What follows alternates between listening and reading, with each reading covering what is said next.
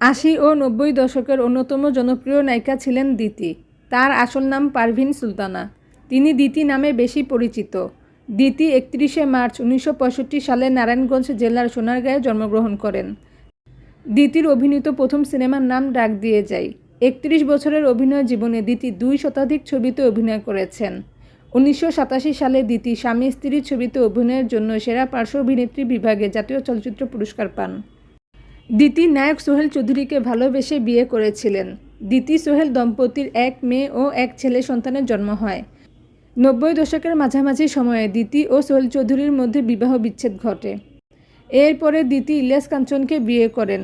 ইলিয়াস কাঞ্চনের সাথেও দিতির বিবাহ বিচ্ছেদ হয়।